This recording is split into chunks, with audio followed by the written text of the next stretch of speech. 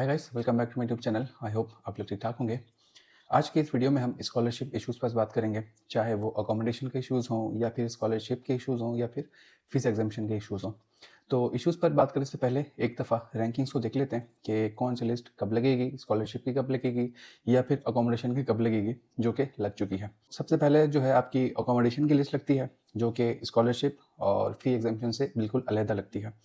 तो आपकी जो अकोमोडेशन की लिस्ट लगी थी वो 10th ऑफ सितंबर को लगी थी, वो टेम्प्रेरी रैंकिंग थी। उसके बाद जो आपकी फाइनल रैंकिंग होती है वो 28 सितंबर को लग चुकी है। अगर आपका उसमें यस है और रैंकिंग में ऊपर ऊपर नाम है तो आपको एर्गो की अकोमोडेशन मिलेगी, और अगर आपका उसमें नाम नहीं है तो इसका मतलब आपको अकोमोडेशन नहीं मिलेगी।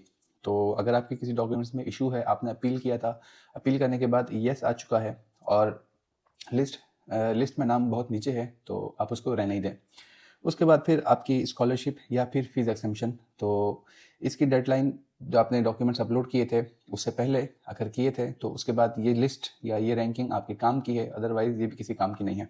तो स्कॉलरशिप की जो टेम्प्रेरी लिस्ट लगती है वो है 14th ऑफ अक्टूबर, यानी इसी महीने, अभी नेक्स्ट मंथ अक्टूबर में लिस्ट लगेगी 14th को। और इसकी जो फाइनल लिस्ट लगती है वो 4 दिसंबर को लगती है, 4th ऑफ दिसंबर को। और उसके अलावा वो स्टूडेंट्स जो सेकेंड ईयर में हैं, यानी इसको कहते हैं सब्सिक्वेंट ईयर्स, तो उनकी जो लिस्ट लगेगी टेम्प्रेरी स्कॉलरशिप की वो लगेगी 28 अक्टूबर। और वो स्टूडेंट्स जिनकी यही सेम स्टूडेंट्स जिनका सेकेंड ईयर है यानी सब्सिक्वेंट ईयर है, तो उनकी भी फाइनल लिस्ट जो लगेगी स्कॉलरशिप की वो लगेगी 4th ऑफ दिसंबर को। तो ये थी रैंकिंग्स। और अभी हम बात करते हैं अकोमोडेशन की इशूज़ की। तो बहुत सारे स्टूडेंट्स ऐसे हैं, पिछले दिनों मुझे बहुत सारे मैसेज आ रहे थे लेकिन मैं रिप्लाई नहीं कर पाया क्योंकि मैं वेकेशंस पर था। जस्ट अभी मैं छुट्टियों से यानी होम टाउन से, पाकिस्तान से अभी वापस आया हूँ, तो अभी आपके सामने हाजिर हूँ। इश्यूज़ ये थे कि किसी का लिस्ट में नाम आया था, किसी का नहीं आया था। अगर किसी का आया था तो एलिजिबल अंडर कंडीशन था और किसी को क्लियरली नो कह दिया था। तो देखो, ये सारे इश्यूज़ जो है ना, हम बाद में डिस्कस करेंगे। इन इश्यूज़ को डिस्कस करने से पहले एक चीज़ आप अपने ना जहन में बिठा लो कि अगर आपका ना लिस्ट में येस है और नाम जो है वो रैंकिंग में 30, 40, 50 से ऊपर है, फॉर एग्जांपल 100 के अंदर अंदर है और आपका यस है, तो आप थोड़ी सी उम्मीद लगा सकते हो कि आपको अकोमोडेशन मिलेगी। और अगर आपका जो है 100 से ऊपर ऊपर है तो आपका कोई फ़ायदा ही नहीं है। अगर आपके लिस्ट में 400 है, 500 है, कोई भी रैंकिंग में है, तो आप उसको रहने ही दो। ये बात मैं सिर्फ कर रहा हूँ अकोमोडेशन की, स्कॉलरशिप की अभी हमने बात नहीं की है। तो वो स्टूडेंट्स जिनकी रैंकिंग में, लिस्ट में या नाम जो था वो 10, 20, 30, 40 के अंदर अंदर था और उनके कुछ इश्यूज़ थे, तो उन्होंने अपील की होगी टेम्प्रेरी और फाइनल रैंकिंग के बीच। तो अपील के बाद उनका यस आया है, तो आप उम्मीद लगा लें कि आपको मिलेगी अकोमोडेशन, अदरवाइज जाने ही दें। तो इन जनरल लिस्ट में जो भी था, जहाँ भी था नाम, अगर आपका नहीं भी आता तो आप उसको अभी भूल जाओ। यानी अगर आपको अकोमोडेशन नहीं भी मिलती है और स्कॉलरशिप में आपका नाम आता है और यस आता है, तो आप बाहर की कहीं अकोमोडेशन ढूंढो और एर्गो को कॉन्ट्रैक्ट सबमिट कराओ और पूरी स्कॉलरशिप लो। बात करते हैं बाहर प्राइवेट अकोमोडेशन लेना और फिर उसका कॉन्ट्रैक्ट एर्गो को सबमिट कराना। देखें, अगर आप बाहर कोई प्राइवेट अकोमोडेशन लेते हो ना, तो ये आसान नहीं है। पहले ना ये लास्ट ईयर तक थोड़ा सा आसान हुआ करता था, मतलब पहले मुश्किल था, फिर कुछ वक्त आसान हो गया था, और अभी जो ये वाला वक्त चल रहा है, मैं आजकल ग्रुप्स में मैसेजेस देख रहा हूँ और काफ़ी लोग मुझे भी मैसेज कर रहे हैं, तो ये चीज़ें थोड़ी सी मुश्किल हो जाती हैं। इस पर मेरा थोड़ा सा ना अपना पर्सनल थोड़ा सा बैड एक्सपीरियंस भी रहा है, वो भी मैं आपसे शेयर करूँगा। तो अपना आप घर ढूंढते हो, अगर आपका घर मिल जाता है या कोई बेड स्पेस या सिंगल रूम या पूरा अपार्टमेंट कुछ कुछ स्टूडेंट्स मिलकर लेते हैं और सबके पास कॉन्ट्रैक्ट होता है, तो आप क्या करते हो, डोजियर जो चुनते हैं, अब वहाँ पे जाके जो अपना कॉन्ट्रैक्ट है, यानी एक आपका जो अपना साइन किया वो कॉन्ट्रैक्ट होता है और एक दूसरा जो आपने कॉन्ट्रैक्ट जो है एजेंसी अंतराता में रजिस्टर कराया होता है, ये दोनों आप वहाँ पे अपलोड करते हो। अपलोड कब करते हो? जनवरी तक इसकी डेडलाइन होती है, आप तब तक अपलोड कर सकते हो, लेकिन उससे पहले नवंबर में एक डेडलाइन होती है जिसे कहते हैं सेल्फ सर्टिफिकेशन।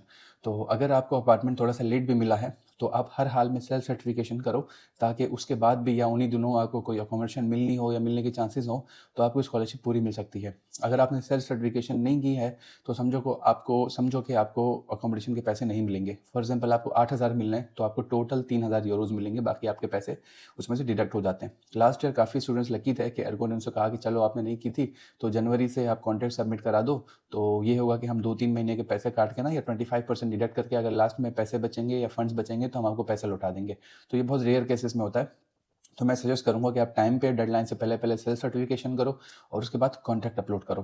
खैर, मैं आपको बता रहा था कि जो थोड़ा सा वर्स्ट एक्सपीरियंस मेरा रहा था वो ऐसा था कि अभी देखो, इतने सारे स्टूडेंट्स हैं, स्टूडेंट्स को इशू है कि वो उनको घर नहीं मिल रहा। तो जब ऐसे में अगर किसी स्टूडेंट को घर मिलता है, तो पाकिस्तानी की मैं ख़ास तौर पे बात कर रहा हूँ, देसियों की तो बात है, लेकिन मैं in general as a Pakistani, मैं पाकिस्तानियों से ही मुखातिब हूँ। तो पाकिस्तानी क्या करते हैं, मेरा अपना भी पर्सनल एक्सपीरियंस है फ्लैटमेट से। तो वो एक अपार्टमेंट आपको मिला है साफ़ सुथरा, यार आप अपने कंट्री से आए हो, यहाँ रह रहे हो, आपको बदमाश तो नहीं होना, या फिर आप सुकून से रहो, अच्छे से रहो, अपार्टमेंट को साफ़ सुथरा रखो, गंदा नहीं करो। और फिर आप एजेंसी वाले से या किसी एजेंसी के थ्रू मिला है तो आप एजेंसी वाले से, या फिर डायरेक्ट मालिक से मिला है तो आप मालिक से ना बदतमीज़ी करो, ना ही आप उसको शो करो कि आप बहुत बड़े या चीते आदमी हो। फिर समटाइम्स ऐसा होता है कि जो टेनेंट्स घर में रह रहे होते हैं, वो जो है ना वो बिल्स के अलावा फिर वो समटाइम्स रेंट पे नहीं करते। रेंट पे नहीं करने की वजह से यहाँ पर पाकिस्तानी ना मोस्टली जो है ना पाकिस्तानी बदनाम है। मेरे लास्ट अपार्टमेंट में यहाँ रहता था, न्यू स्टूडेंट्स थे, सारे एजेंसी वाले के पास गए, पासपोर्ट दिखाया कि हमें घर चाहिए, तो उन्होंने कहा हम इस पासपोर्ट पे पाकिस्तानियों को देते ही नहीं है।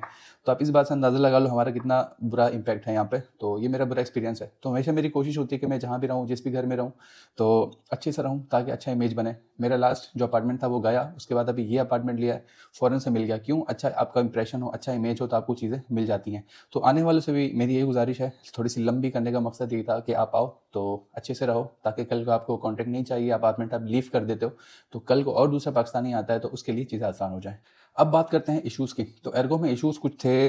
उनमें पहला इशू ये था कि काफ़ी लोगों का नाम यस आया था, लेकिन उसके साथ राइट साइड पे लिखा था एलिजिबल अंडर कंडीशन।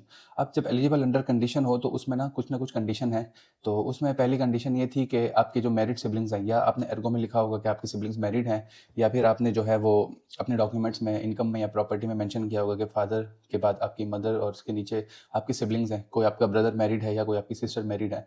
तो जब आपने मैरिड लिखवाया हो और उसको अलग से साइड पे आपने ये ना मेंशन किया हो कि वो आपके साथ रहते हैं या अलग से रहते हैं, तो ऐसे में एर्गो ने कंडीशन दे दी थी कि आपको स्कॉलरशिप मिलेगी, आपके डॉक्यूमेंट्स ओके हैं, जस्ट आपने ये प्रूफ करना है कि ये आपके भाई हैं या आपकी बहन है, या आपके साथ रहते हैं या आपके अलग रहते हैं। तो ये आपने प्रूफ करना था उसमें। सिंपल आपने ये करना था कि जिसने नहीं किया है, खैर आगे चल के अभी मामलात हैं अभी, तो आपने ये करना है, डॉक्यूमेंट्स अपने फिर से बनवाने। अगर आपने पिछले नहीं बनवाए और डॉक्यूमेंट्स में इश्यूज़ हैं, तो आपने सिंपल जो आपकी सिबलिंग्स हैं जो मैरिड हैं, तो उनके साथ कॉलम में आगे लिविंग सेपरेटली लिखवाएंगे, तो आई होप सो आपकी ये प्रॉब्लम सॉल्व हो जाएगी। और हमारे यहाँ पाकिस्तान या एशिया में, मोस्टली एशिया में तो पाकिस्तान, इंडिया, बांग्लादेश, कल्चर ये है कि जब घर में लड़की की शादी हो जाती है तो उस घर में रहती नहीं है, तो फिर वो अपने हस्बैंड के यहाँ चली जाती है।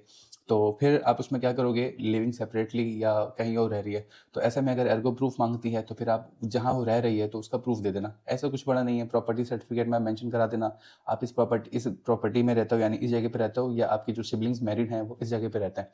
नहीं तो फिर तहसीलदार ऑफिस होता है या मुख्तियारकार ऑफिस होता है, तो वहाँ से बन जाता है, चीज़ें इतनी मुश्किल नहीं है। असल मसला जो आपको हो सकता है ना, वो स्कॉलरशिप का हो सकता है। अगर यही सारी प्रॉब्लम्स मैंने अभी आपसे शेयर की, ये सारी आपकी अकोमोडेशन में है ना, तो आपको कोई मसला नहीं है। इन केस ये प्रॉब्लम्स आपको ना स्कॉलरशिप में है, तो आपको बड़ा मसला हो सकता है। तो इस बारे में क्या किया जा सकता है और क्या क्या प्रॉब्लम्स हो सकती हैं। फॉर एग्जाम्पल, अभी आपकी अकोमोडेशन में कोई इशू आया है, आपको कहा है कि आप ये चीज़ या ये चीज़ हमें डिक्लेयर करो या ये चीज़ क्लियर करो, कोई नया डॉक्यूमेंट बनवाओ, लेकिन अभी स्कॉलरशिप की जो है वो टेम्प्रेरी रैंकिंग भी नहीं लगी। अगर आपके पास टाइम कम है, आपके डॉक्यूमेंट्स देर से बनते हैं, तो मैं सजेस्ट करूंगा कि अभी ये वाला जो टाइम है, इसी टाइम में आप ये करो कि अपने डॉक्यूमेंट जो है वो फिर से बनवा लो, ताकि आगे चल के आपको इशू नहीं हो। जो मैंने अभी पहले डिस्कस किया कि सिबलिंग मैरिड हैं या फिर क्या है, आपने इनकम कुछ और शो कराई है, दोनों मैच नहीं कर रही, जो भी प्रॉब्लम्स हैं, आप सारे डॉक्यूमेंट्स फिर से बनवाओ। बनवा के आपने उनको ट्रांसलेट भी कराना है और फिर उनको अपोस्टाइल भी कराना है। तो फिर ये होगा कि आपको थोड़ा सा ज़्यादा टाइम मिल जाएगा। लेकिन मेरा नहीं ख्याल, अभी जैसा कि टेम्प्रेरी रैंकिंग लगने वाली है, तो टेम्प्रेरी रैंकिंग अभी मैंने आपको बताया था वो लगेगी 14 अक्टूबर को। इन केस आपकी 14 अक्टूबर से पहले पहले आप सारे डॉक्यूमेंट्स फिर से अपलोड करते हो और एर्गो को राइटर्स पे लिख दो कि मैंने फला फला डॉक्यूमेंट्स फिर से अपलोड किए हैं, तो इसको चेक करो। अगर वो एर्गो आपको लिख देता है ना, now your status has been approved या ओके हो गया है, रीस्टोर्ड, तो फिर आप सेफ साइड पे हो और टेम्प्रेरी रैंकिंग में आपका येस आ सकता है। इन केस आपके पास टाइम है और आप कहते हो नहीं यार खैर है, मैं पहले टेम्प्रेरी रैंकिंग का वेट करता हूँ और उसके बाद जो भी होगा मैं देख लूँगा, क्योंकि टेम्प्रेरी रैंकिंग के बाद 14 अक्टूबर के बाद आपके पास ना थोड़ा सा टाइम होता है, उसे कहते हैं अपील का टाइम। लास्ट ईयर तक जो है ना वो 15 नवंबर तक का जो टाइम होता था वो अपील का टाइम था। आप 14 अक्टूबर से 15 नवंबर के बीच जो भी आपका इशू था उसको रिजॉल्व करने के लिए आप सारे डॉक्यूमेंट्स फिर से बनाते थे। डॉक्यूमेंट्स बनाने के बाद आप ये करते थे कि एक फॉर्म होता है अपील फॉर्म, मेरे चैनल पर वीडियो है, नहीं तो मैं फिर से बनाऊंगा जब टाइम आएगा। तो सिंपली आप अपील करते थे, सारे डॉक्यूमेंट्स फिर से अपलोड करते थे। अपलोड करने के बाद एर्गो को राइटर्स पे एक बार बता देते थे कि यार मैंने अपील किया है, प्लीज़ चेक। तो अगर आपने डॉक्यूमेंट सारे ओके किए थे, फिर से सही बनाए थे, तो आपकी स्कॉलरशिप जो फाइनल रैंकिंग में आता है वो यस हो जाती थी। लास्ट ईयर तक वो अपील की डेडलाइन थी वो 15 नवंबर थी, तो शायद इस बार भी 15 नवंबर ही होगी।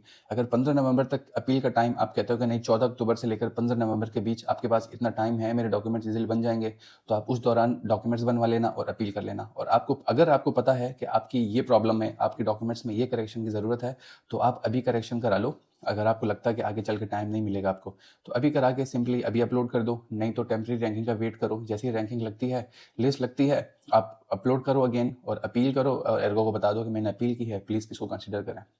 आई होप वीडियो आपको पसंद आई होगी। फिर मिलते हैं नेक्स्ट वीडियो में, तब तक के लिए इजाज़त, सलाम।